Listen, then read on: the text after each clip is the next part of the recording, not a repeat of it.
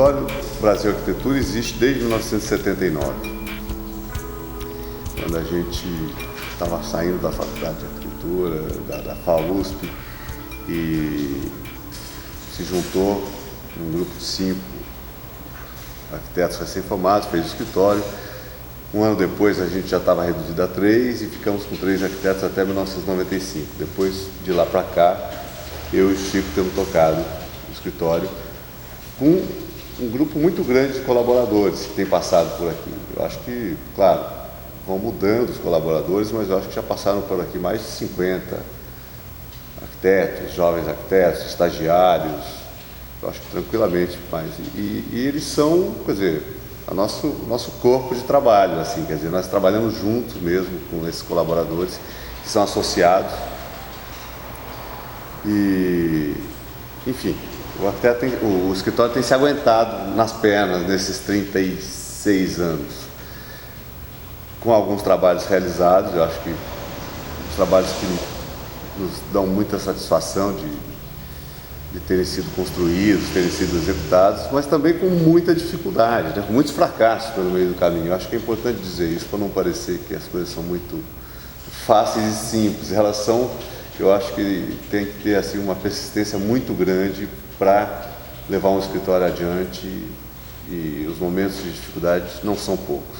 Como atividade principal essa nossa do escritório. É claro que por um período longo, no começo, principalmente, a gente tinha que se sustentar com outros trabalhos. O Marcelo trabalhou muito tempo com a Lina Bobardi, e, enfim, eu trabalhava em diversos escritórios e tal, para sustentar o nosso escritorinho aqui. Mas ele sempre foi, digamos, tem sido, né, sempre a nossa atividade principal na maior parte desses anos. E, paralelamente, a gente tem pouca coisa, assim. O Marcelo dirigiu o Instituto de Criminalidade por um período, o Marcelo escreve muitas coisas, artigos, etc. e tal. E eu dou aula, o Marcelo também dá aula, está um pouco licenciado atualmente, afastado. Mas não chega a ser uma carreira acadêmica, quer dizer, não tem nenhuma titulação acadêmica, nem coisa nenhuma. O que a gente tem feito como atividade didática, docente, tem sido muito mais compartilhar essa experiência de trabalho nossa com os meninos, no caso de arquitetura mesmo, né? Do que exatamente uma atividade docente, que normalmente acompanha, em muitos casos, muitos escritórios de arquitetura, principalmente mais recentemente. Parece que uma das coisas que os arquitetos mais produzem é outros arquitetos atualmente, né? Assim, tem escola de arquitetura para todo lado e, enfim, eu acho que isso acabou sendo uma perspectiva de trabalho importante, né, para os arquitetos. Bom, primeiro que a gente considera a arquitetura uma coisa muito importante, né, para começar. Assim, que eu acho que o papel, assim, a gente vive momentos, as nossas cidades são cidades no Brasil, são cidades que foram abandonadas, quer dizer, elas foram deixadas ao sabor todo tipo de especulação, como um subproduto do sistema capitalista de produção mesmo, né? A cidade é o que dá para fazer, de certa maneira, né? E tem sido assim durante muito tempo. A gente sente inveja, muitas vezes, de cidades, não precisa ir para a Europa, nem para o Japão, nem para... Aqui na América Latina mesmo, acho que as nossas cidades são precárias, são difíceis, houve um inchaço na segunda metade do século XX, absurdo. Talvez em poucos lugares do mundo tenha ocorrido esse tipo de inchaço, de migração rural para a cidade, e sem nenhum tipo de controle, de planejamento e tudo mais. Isso causou um quase desastre mesmo na nossa cidade, né? Eu acho que, quando a gente olha para falar o que a gente pensa da arquitetura, é muito difícil, no caso brasileiro, a gente não pensar na tarefa imensa que os arquitetos têm pela frente. A arquitetura começa com abrigo, mas eu acho que exatamente o que eu estava dizendo, é isso que os arquitetos não podem esquecer. O que nós fazemos é para buscar conforto para as pessoas, para buscar abrigo, para abrigar em todos os sentidos, né? Não só com a cobertura e com abrigar do frio ou do calor. E pensar que a arquitetura criou o artefato humano mais fantástico, que são as cidades, não é? As cidades são fruto dessa produção arquitetônica em grande escala, lato sensu. Então eu acho que é importante não perder essa noção. Isso tudo que o Chico disse da cidade e tudo mais, eu acho que uma das coisas que a gente sempre fala, já até escrevi artigo dizendo o que é importante para os jovens começarem a pensar por que nós construímos cidades. Eu acho que isso é um começo para começar a encarar a cidade, os problemas da cidade e tudo que dela, todos os problemas que vêm disso. Muitos arquitetos se tomam desse poder demiurgo de fazer acontecer. Eu faço, eu desenho, eu decido como as pessoas andam, como elas vão, para onde elas vão, assim, assado. Isso pode ser muito ruim para as pessoas, porque a arquitetura, quando é feita, ela dura, não é como um livro que você faz e não publica, ou um quadro que você pinta e pode queimar. A arquitetura tem um envolvimento social forte, um custo social forte, e vai durar por muito tempo, 20, 30, 50 anos. O arquiteto, lá no Renascimento, na Idade Média, até era considerado um mestre de vida. Isso hoje pode parecer muito exagerado, ou uma coisa pernóstica, né? Uma coisa de, mestre de vida, o que é isso? É claro que não é mestre de vida nesse sentido, mas era uma pessoa que ajudava a organizar, né? A questão da ordem, da organização é matéria fundamental da nossa profissão. Então o arquiteto, como mestre de vida, ajudava a organizar, fazer uma casa, organizar uma casa. Por exemplo, nós sabemos arrumar uma geladeira. Quem não sabe organizar uma geladeira para abrir mais espaço, para caber mais coisas, não pode ser arquiteto. Eu brinco assim com essa coisa, mas a gente tem que saber fazer essas coisas. Então, era mestre de vida nesse sentido de conseguir melhorar, trazer conforto para as pessoas, abrir espaços.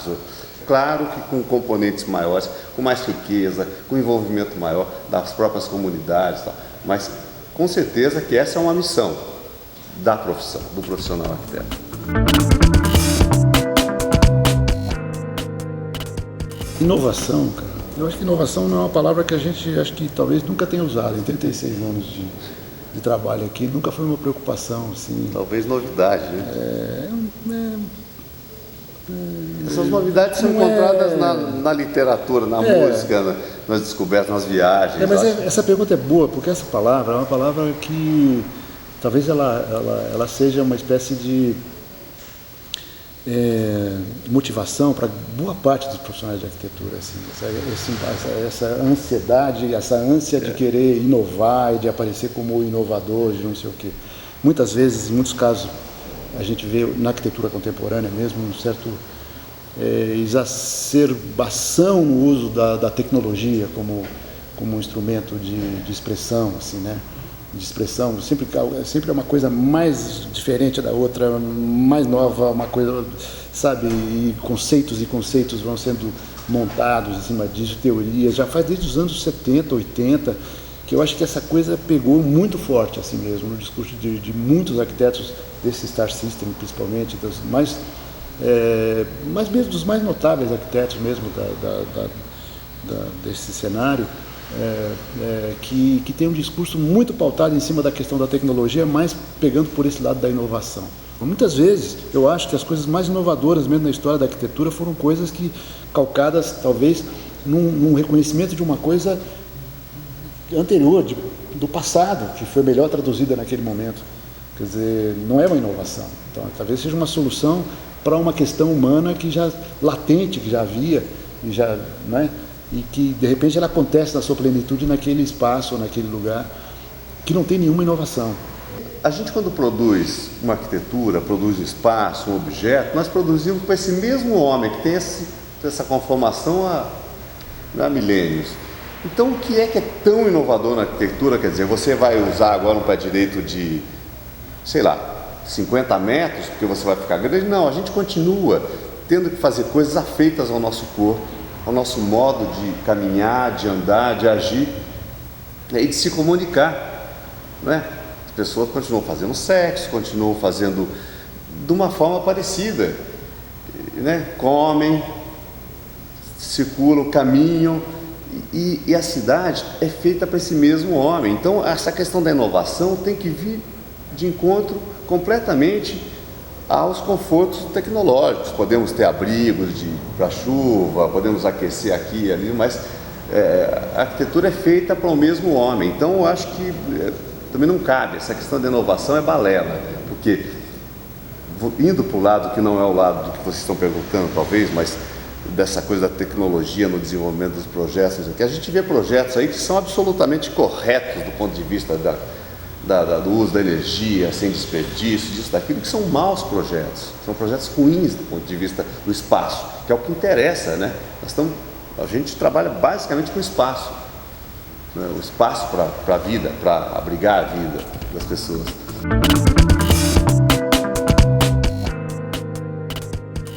Do ponto de vista dessa coisa da tecnologia e das redes, dos contatos e tal, é incrível porque você falou agora que faz quase 20 anos, são 18 anos, 18 anos atrás, parece que foi ontem, né?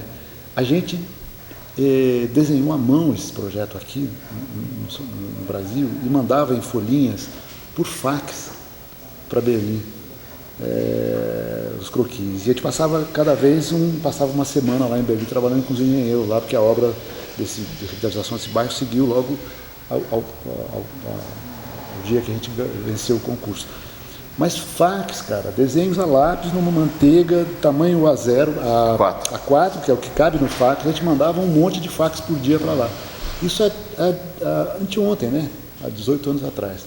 Anteontem porque a gente já está velho, né? 36 anos de escritório, quer dizer, cada vez que eu ouço esse número a gente fica até assustado, né? Com o tempo, mas isso aí é impressionante. Até o dia que a gente comprou o primeiro computador aqui, a gente fez como é que interpretou, como é que a gente ia usar esse computador, né? Com certeza, o escritório começou praticamente quando a gente ganhou o concurso de arquitetura, né? Saindo da faculdade, depois a gente passou por crises enormes, assim, de ir ao fundo do poço e não ter nenhum colaborador, nem secretário em alguns momentos, como o Chico já disse, a gente tinha que cada um trabalhar fora para se manter, para manter o próprio escritório. Mas, de repente, é aquela história, quando o horizonte você acha que está fechando, tal, a gente faz um projeto, ganha um concurso.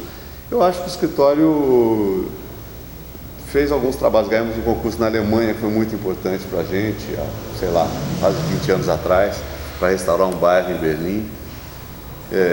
Pegamos algumas obras grandes, públicas, de espaços públicos para a cultura, né?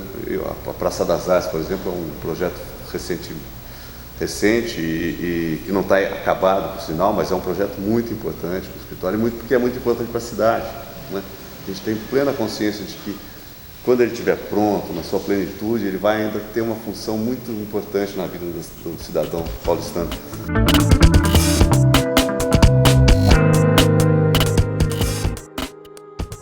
Levar como empresa, quer dizer, ter essa sobrevida que nós estamos tendo como profissionais, assim, autônomos e tal, é uma coisa quase surpreendente, né? Assim, eu acho. Porque isso não está acompanhado de uma gestão desse ofício como empresa, assim, uma gestão, digamos assim, que procurasse crescimento, que procurasse desenvolvimento, que procurasse riqueza, enfim, coisas do tipo. Acho que a gente não tem que reclamar muito, porque a gente tem essa sobrevida e com trabalhos, como o Marcelo disse também, que nos deu muito prazer, assim, trabalhos, temas e viagens em torno desse tema, assim, que sempre foram muito profundos e muito ricos para a gente, né? Talvez seja essa persistência podia pensar até pelo lado egoísta, né? A gente quer fazer trabalho que a gente goste muito, então a gente, em cada trabalho que a gente entra, cada museu novo, seja no Pampa, seja no Luiz Gonzaga, é um mundo novo que a gente vai, mergulha, né? Isso é muito bom. O Museu do Pão, numa outra região do Brasil, o Museu dos Trabalhadores aqui em São Bernardo do Campo, um outro mundo. Então a gente se envolve muito com os conteúdos da nossa arquitetura.